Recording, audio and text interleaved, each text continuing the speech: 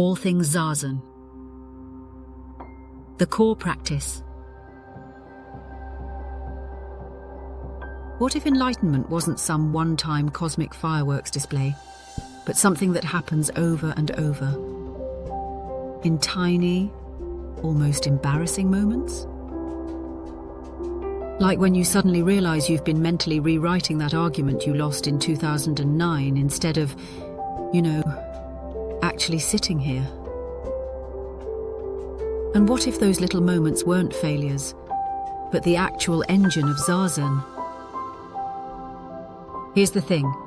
In Zen, practice doesn't mean doing something exotic, chanting in Sanskrit, or levitating for Instagram. It means the concrete, moment-to-moment actions you take while you're sitting.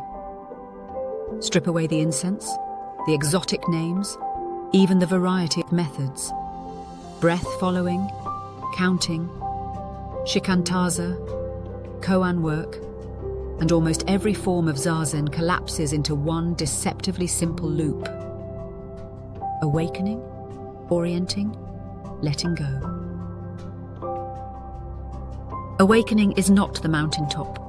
It's the base. It's not a grand, once-in-a-lifetime event. It's the instant you notice you've slipped into thought, and you come back to the immediacy of now. That sudden when you catch yourself lost in a daydream. And yes, it happens hundreds of times in a single sitting. That's not a problem. It's the practice. Each awakening is a small but essential act of rebellion against stuckness. Then comes orienting. You've woken up from thought. Great.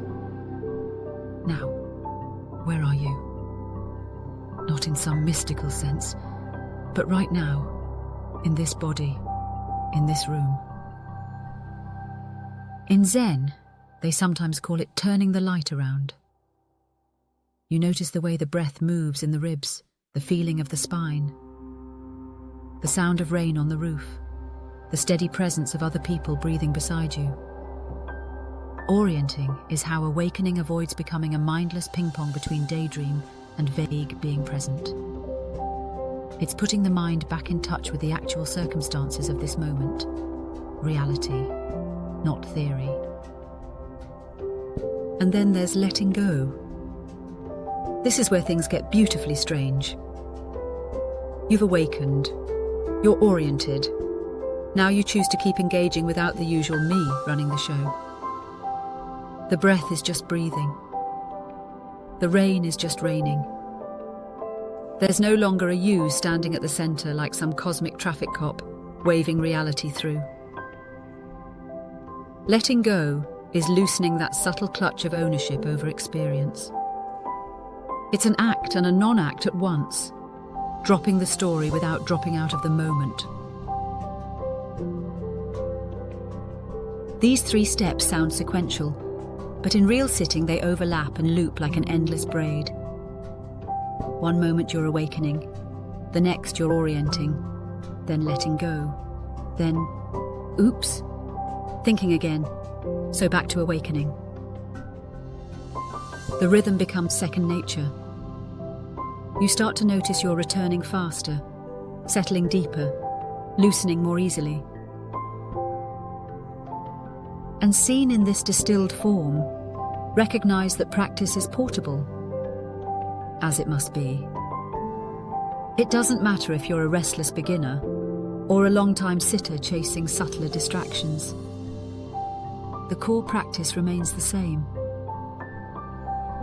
It doesn't matter if you're sitting or bowing or walking, chopping wood or carrying water, or driving to the store.